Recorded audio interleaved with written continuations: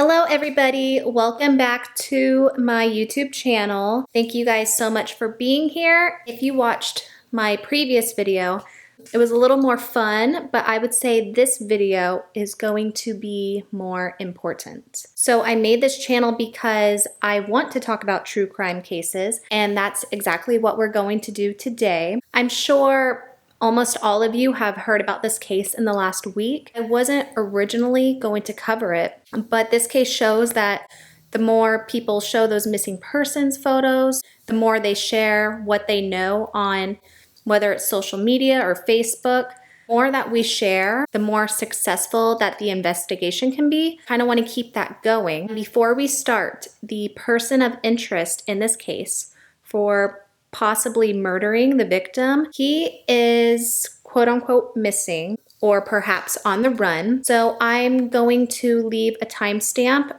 if you wanted to fast forward the video and see some updates on him, possible locations that you can keep an eye out. So I'm going to insert that right now.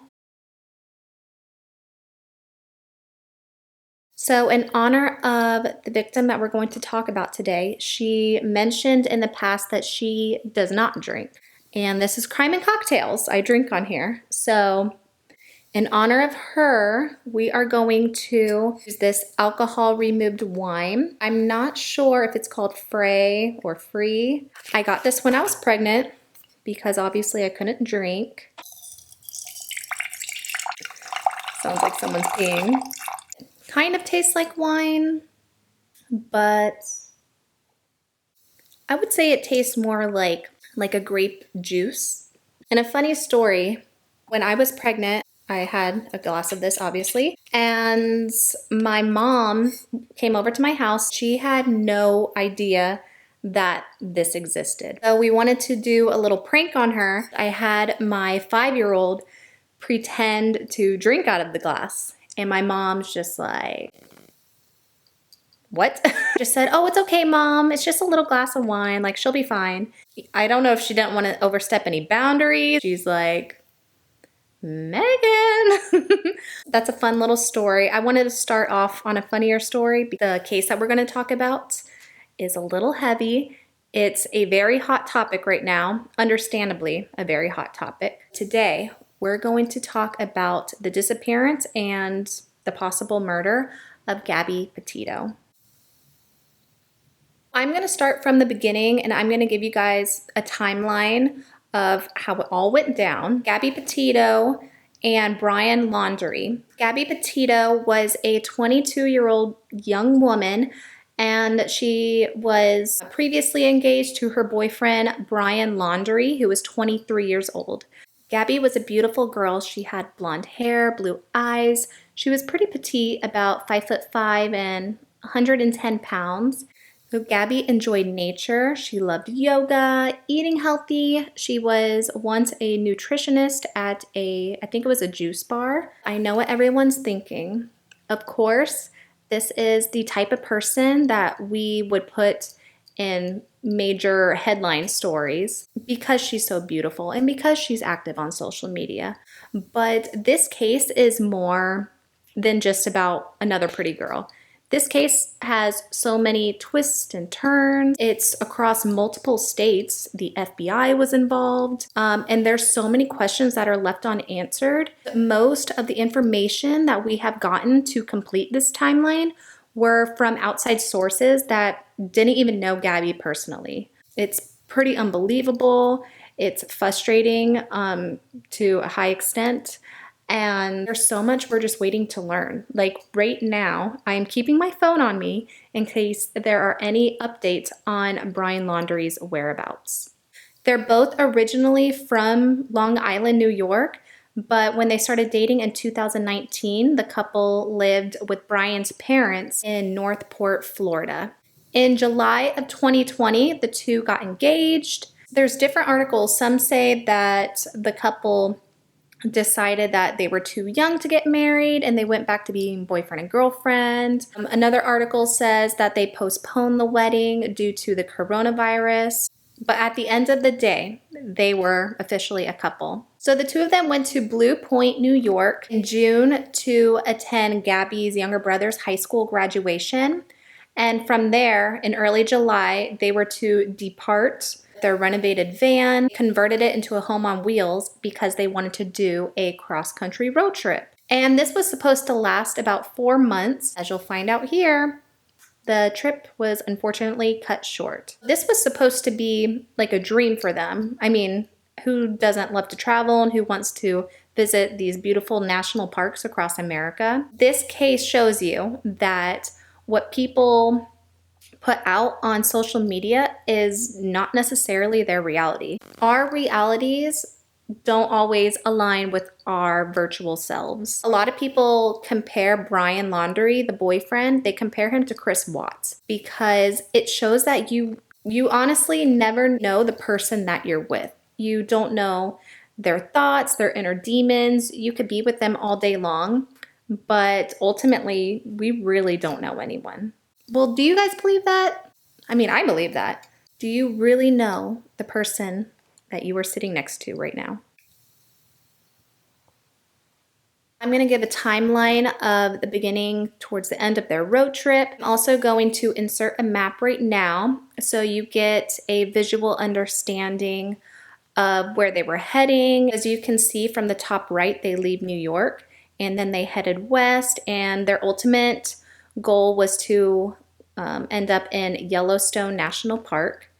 As you'll see by the end of this story, it seems that Gabby wasn't able to make it there. We want to find out what went down before they were able to make it to Yellowstone.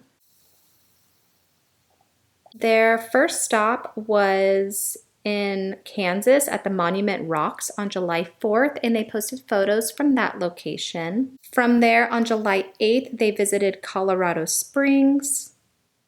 On July 10th to the 11th, the couple posted Instagram photos at the Great Sand Dunes in New Mexico. On July 16th to the 18th, they went to Zion National Park. July 21st to the 22nd, the couple posted a photo from Bryce Canyon.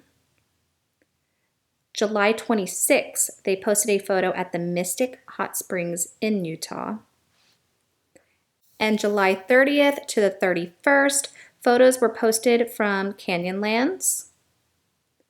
One reason why I feel like I really relate to this case is, well, one, Jared and I have done that cross-country road trip. So many of the locations that they have been to, Jared and I have been to ourselves. In a weird way, it's relatable when you have been somewhere where you find out someone is currently missing. It's a thought that just instantly connects you to the victim. I want to say during this time, Gabby always made sure to keep in contact with her family. They were understanding that Wi-Fi was not, easily accessible while on the road. So to go a few days without hearing from her was normal, but anything more than that, or her not posting on Instagram, that is where questions would be raised later on. Gabby's ultimate goal, she wanted to document this trip, and she wanted to become big on YouTube and on Instagram. She wanted to be a travel blogger. They did manage to post one video on YouTube, and it's called Van Life, and it shows them, having a great time. They look really happy and in love. They're doing cartwheels on the beach. There's many moments of them kissing, making little jokes about, their melted chocolate in their van. It really did seem like this ideal couple. Just by looking at them on social media, you would never guess that there's any type of issues in the relationship. So on August 12th, we get a glimpse through a body camera footage about what their relationship was really like. This footage wasn't released until a month later after Gabby was missing, but it is a very important part of the story, and it's really complicated. The video is an hour long, so I'm going to post the link below so you guys, I really advise you to watch the entire video, because back then they probably didn't see the little signs, but now that we're looking back at it, we can pick out like how he acted, how she acted. You might see someone going through this in your own life, and you might be able to pick up on these signs now. On August 12th, the police department in Moab, Utah, received a call saying that there was some kind of altercation between a young man and a young woman near Main Street. On the call, I actually just learned about this recently, and I'm gonna link the the call below, the 911 call. But I just learned that the person on the phone says the man was slapping the young woman. They were walking up and down the sidewalk and he shoved her. He locked her out of the car and attempted to drive away. But Gabby was able to push her way through one of the doors. The officer that was on duty, he started following the van. He noticed that they were speeding. They were going well above the speed limit. His first initial thought is this driver is intoxicated. But come to find out, when they pull over, they actually swerve off the road and hit a curb. And you hear the officer go, "Oh."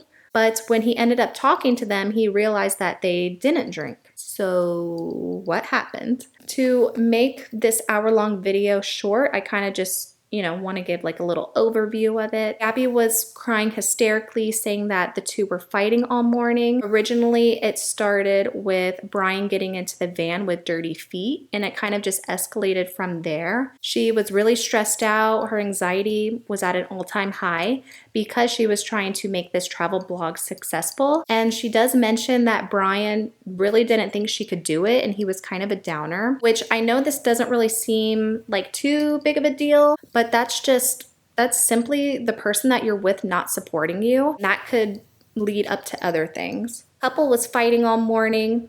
Both Gabby and Brian admitted that Gabby was actually the one hitting Brian. But when we listen to that 911 phone call, the person says the opposite.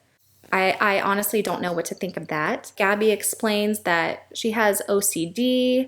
I don't think she was necessarily talking about mental health issues. I think she was kind of using that as a slang term, like her father said in an interview. She was just trying to keep everything neat and tidy, and she was trying to work on the website, and they were already fighting. So she mentions that, as she's getting worked up, Brian is telling her to calm down, and that is when he takes the keys and he locks her out of the van. When you are stressed out, especially with work, you're stressed out, you're stuck in a small transit van with someone for 24 hours, 7 days a week, and you've been on the road for multiple weeks. When you're already worked up like that and frustrated, and someone tells you to calm down, the last thing you are going to be is calm.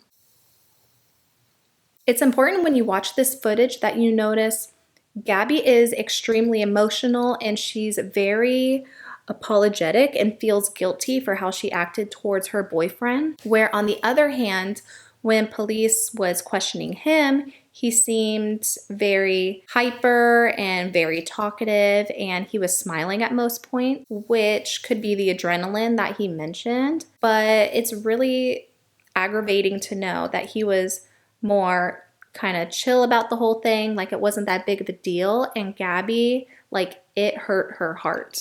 I'm honestly not sure if the couple decided to say that Gabby was more aggressive towards Brian, because you would assume that Brian, if he admitted to hitting Gabby in any way, that he would ultimately be charged. They probably assumed that Gabby, being, the petite girl she is, she couldn't possibly get in trouble for hitting him. But we do find out that that is not the case. And in Utah, this domestic violence case, they can't judge a person based on their size or their sex and say that they cannot be a primary aggressor. Ultimately, they said that Gabby was going to be charged, and that the two had to separate for the night, and in the morning they could fill out a waiver in order for them to be back together. The charges were dropped because the couple insisted that, they were in love and they were just having a bad morning. And I do want to point out a few things. So Brian had scratches on him that he said were from Gabby's fingernails, her rings, her cell phone. He did admit to pushing her, but he said it was to create distance.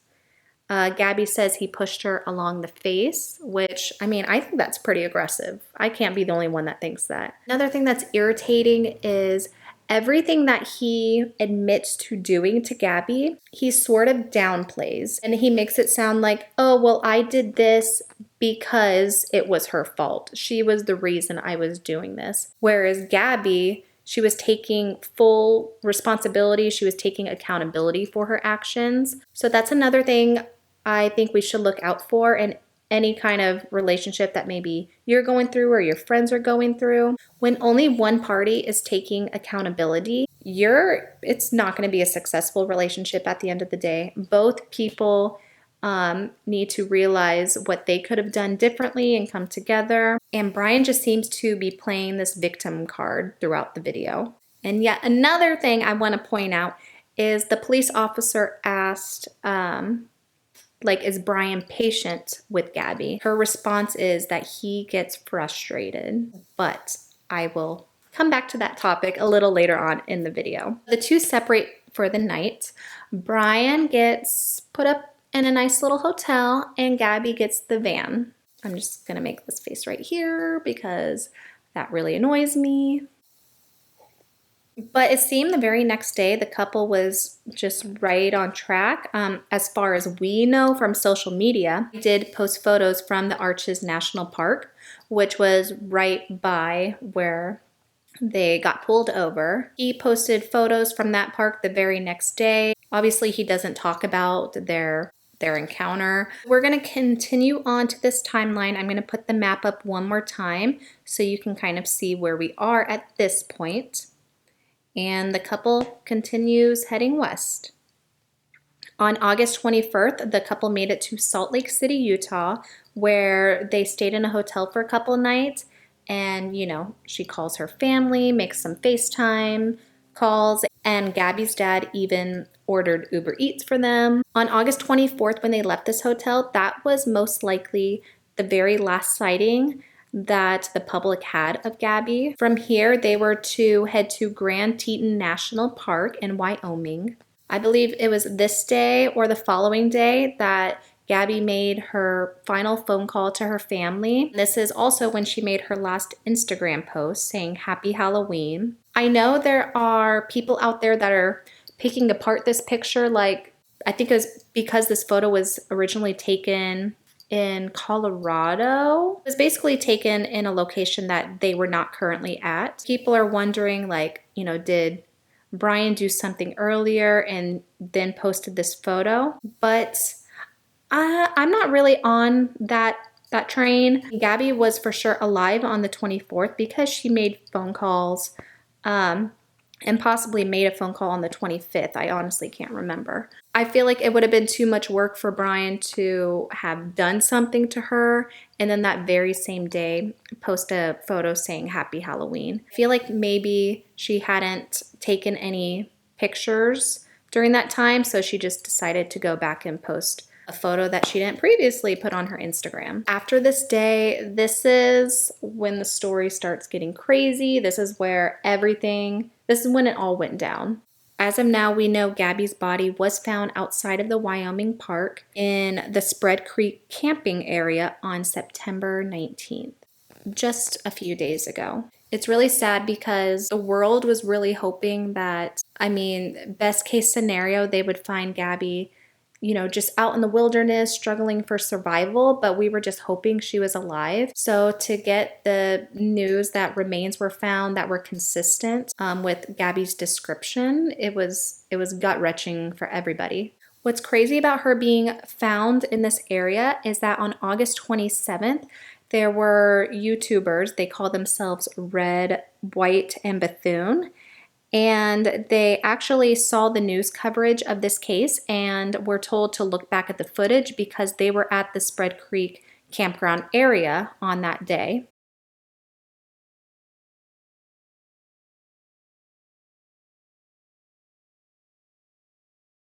We need some real wine in here because this case is too much.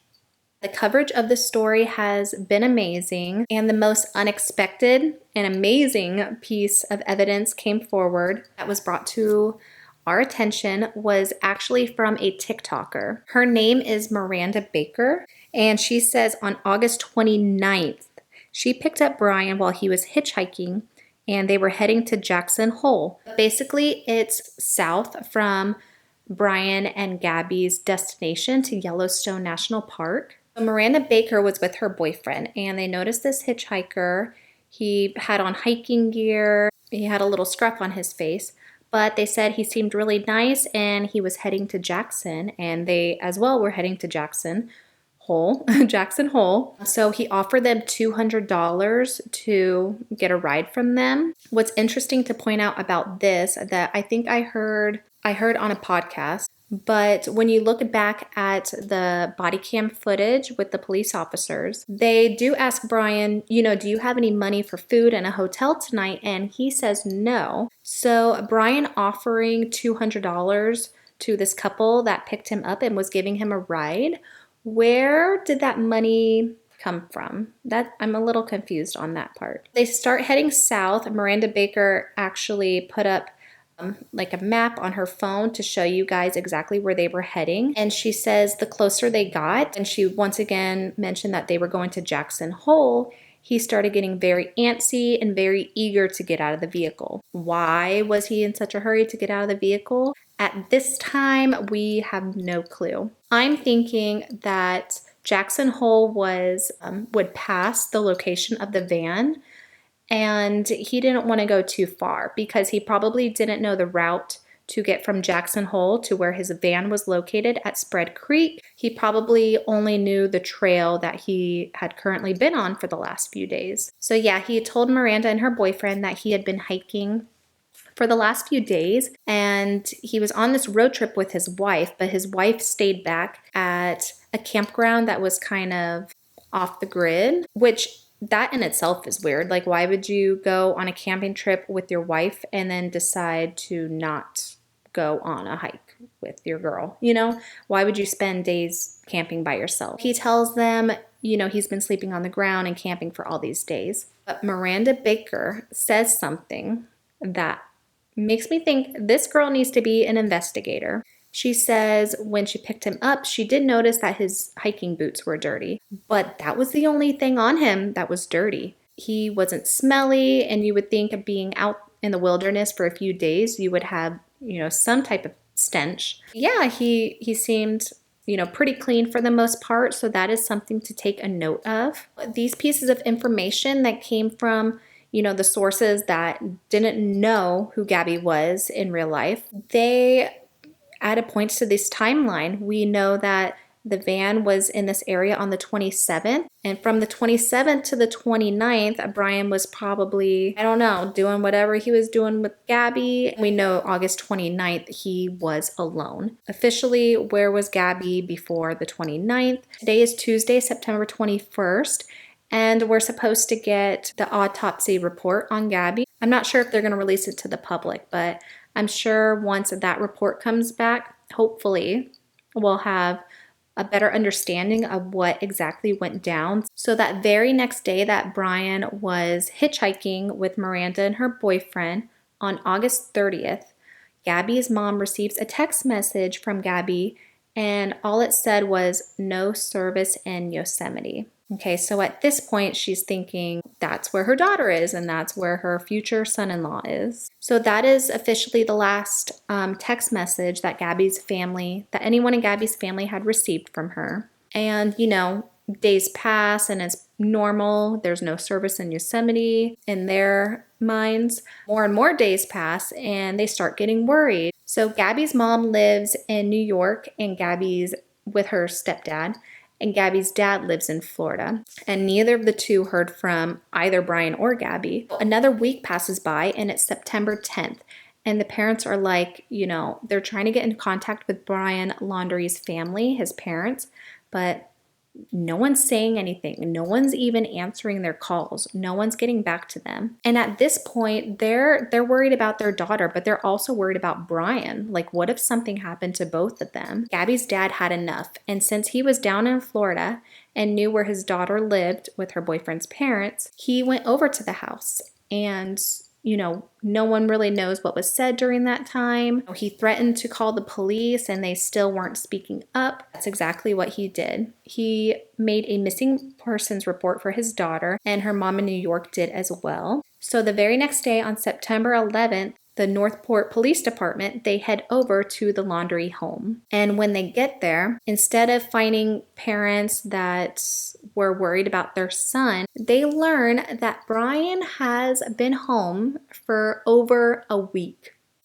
Okay, not only has he been home for over a week, but he showed up with Gabby's van and he showed up by himself. Where's Gabby? So learning that their daughter's potentially future husband had been home since September 1st, just one day after Gabby sent that text that she was in Yosemite. I mean, this was really devastating news to hear. What was he doing during that entire time at home? Why did he even go home if something happened to Gabby? This was apparently the love of his life, which makes it even worse. It wasn't just, some stranger that they encountered while on their trip. This was the person that was supposed to protect her, that was supposed to love her, that was supposed to spend the rest of his life with her. Brian Laundrie's parents say that he's been home since September 1st. The TikToker said that she saw Brian on August 29th. From the 29th, the 30th. So that would give Brian, about like 2 days to get home, showing that there was no way he could have continued north with his girlfriend to Yellowstone National Park and then backtracked all the way to Florida. And as we know now, unfortunately, Gabby never made it to Yellowstone Park. Who sent the text message? It had to be him. I mean, and I have to say allegedly because technically he hasn't been charged with anything, but we know. It seems in cases with circumstances like this, the quieter a person is, the more guilty they probably are. And he seems pretty damn guilty. So Brian and the family, everyone is refusing to speak or get any little bit of information. Even Gabby's poor parents, they go and do interviews and they are literally begging for some sort of clarification, even the smallest bit of information, just anything. But to have nothing, it just doesn't make sense.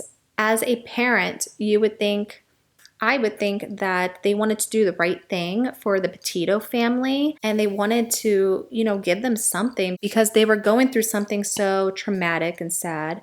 But on the other hand, and I want to get everyone's opinion on this, if your child was the individual that possibly committed a crime, would you morally do the right thing and give up information, or would you try to protect your child?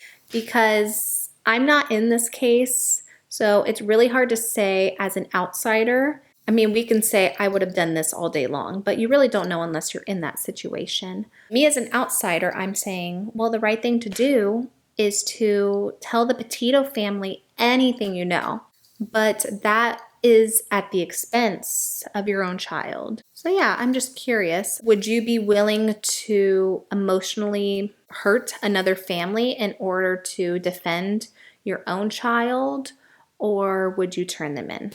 I'm very curious about this answer. It is very wrong what the Laundrie family is doing, but if you think about it, they're in a sticky situation.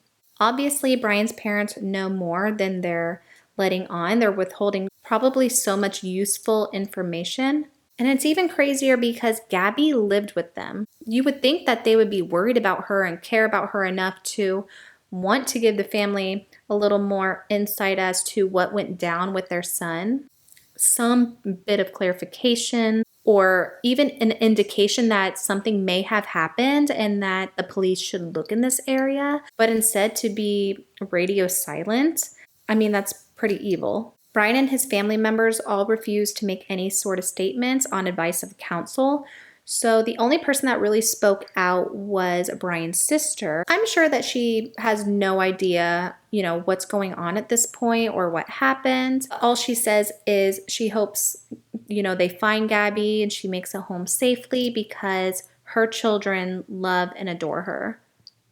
Also, Gabby's best friend, Rose Davis, that was also from Florida, she painted a different picture of Gabby and Brian's relationship than what the public saw on their Instagram. She shared some intimate details about the couple. She said that Gabby mentioned Brian would have these episodes where he would hear things. He would hear things where he wasn't able to eat or sleep. He would get really jealous, and there were many manipulation tactics that he used on her. While he was charismatic and, very sweet at moments, he did have another side to him. There was a time where Rose and Gabby wanted to go to a bar to hang out, have a girls' night.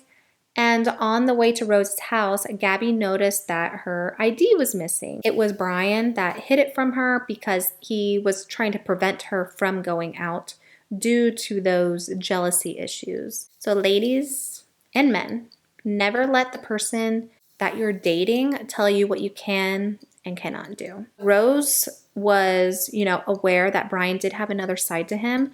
So when she heard about her best friend missing, she quoted that she feared that he had another one of his episodes.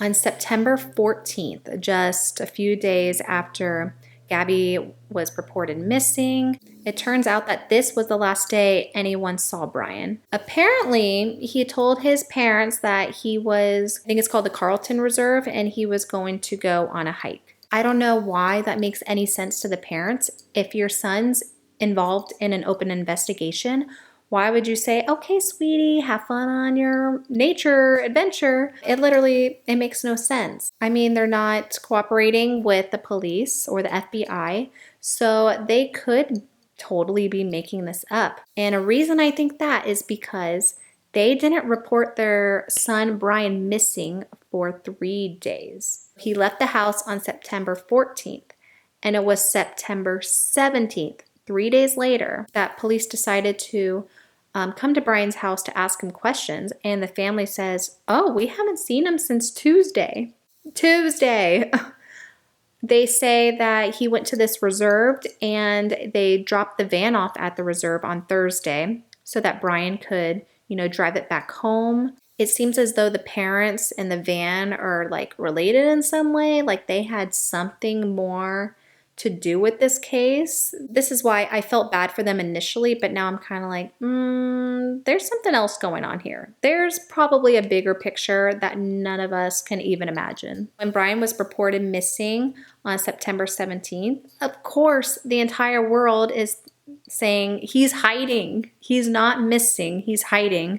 So just that verbiage that they used was, toxic to our community. They are currently in Florida looking over about 25,000 acres to see if there's any sign of Brian. At this point, we don't know if he's alive or if he has even harmed himself. Whatever the case, I hope they find him alive because there are so many unanswered questions. Like I said, he's not charged with anything at the moment. He's simply a person of interest, but there are a few possible sightings that have been brought to the public's attention that I want to mention on here.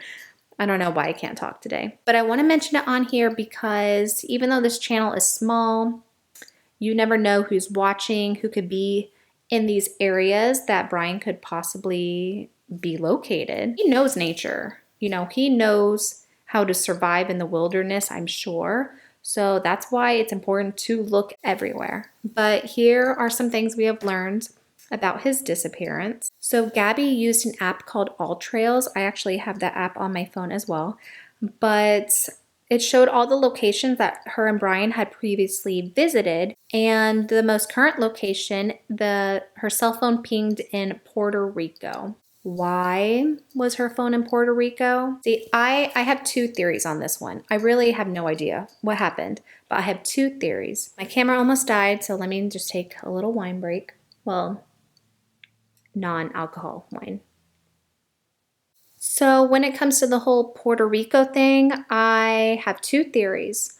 One, either Brian sold the cell phone to make some money, and that's how he was able to get that $200 that he offered to Miranda Baker and her boyfriend while he was hitchhiking. And that person that bought the cell phone off of him could have lived in Puerto Rico, went back home, or they were continuing their travels. My other theory is that Brian Laundrie's parents did give him that 3-day head start. So he could have gone out of the country and he could have Gabby's cell phone. But, if I were a criminal, I don't think I would take the victim's cell phone with me anywhere, especially if the FBI is on this case. They can track you instantly. Another sighting that has been brought to our attention, there's no hard evidence about this one. Someone possibly sighted Brian in Tillman's Corner, Alabama, which, I mean, they just mentioned a man looking similar to him. Whether or not it is or is not him, it's still good if you know anyone in that area to, you know, warn them, like keep an eye out just in case, or even gas stations in the surrounding area. I mean, he could be anywhere by now if you really think about it. 3 days is a pretty successful head start. But it's most likely that he is in Florida on that 25,000 acre reserve. Even though we can't necessarily trust the Laundrie parents because they haven't cooperated in the past. So why would they just now be giving that information? Are they trying to throw the police off track and maybe their son has fled elsewhere? We really don't know at this point, but I mean, it is possible that he could be in that reserve. And the reason it's taking so long, I'm going to quote the New York Post, and I'm going to read off my phone because I don't have that part memorized in my head. The New York Post quotes, "It's muddy, it's wet, there are a few unpaved dirt roads that are out there, basically running along the power lines. You know, it's a place that people hike, there are mountain biking trails out there. The search is going to take a long time." The family claims that on Tuesday, Brian left with his backpack and headed out there. And then they brought Gabby's van to that reserve 2 days later. So their son was able to get to the van and drive back home. Some people think he wasn't even at the house to begin with in Florida, but I believe there is evidence that he had the van in Florida and that the police did pull him over at one point. Whatever the case may be, he could be anywhere, so keep your eyes out. He could be East Coast, West Coast, out of the country. The more people that we have sharing his photos and sharing, you know, what happened to Gabby and the background story, the better chance, as you can see from this entire video, the better chance we have at figuring out what happened at the end of the day, what went down. Did something happen accidentally to Gabby and Brian got scared and ran off and asked his parents maybe for help? Did Brian, you know, have one of his episodes that Rose Davis points out? Does Brian feel guilty? Was this a premeditated thing? I mean, I don't necessarily think it's premeditated, but like I said, you never know. So that is all the information I have right now. I'm keeping my phone on me for any updates on Brian and Gabby's autopsy as well. When a little more information comes in, which I'm sure is going to be coming soon, there could even be more information out right now before this video is even posted. I will be making a part 2 to this, hopefully sooner rather than later. I just hope this dream turned nightmare comes to a close and that Gabby Petito's family can finally, you know, get the peace they deserve. So thank you guys again so much for stopping by. I'm really excited about this channel. Like I said in the beginning, I know, you know, it's very small right now, but I really want it to grow. I really want it to thrive, succeed. I need your guys' help ultimately at the end of the day. So thank you guys for watching. This video was very unexpected. I was trying to post every Friday, but with this case, I was like, I have to get it out ASAP. And before we leave, I did want to mention something. In my last video, I cheersed at the end, but Jared pointed out that I cheersed with an empty glass. Remember, because I, you know, chugged my drink. He was like, "Megan, that's bad luck." So I can't do that anymore. I don't know if any of you noticed or if any of you cared, but from now on, I'm going to keep a little bit of drink left in my cup before I do a cheers. And I just want to say, stay safe out there, you know, be smart, be aware of your surroundings, which I know I could be better at too, but be aware of your surroundings. And at the end of the day, trust your gut, trust your instincts because it's more powerful than you think. All right, everybody, thank you again and have a good day.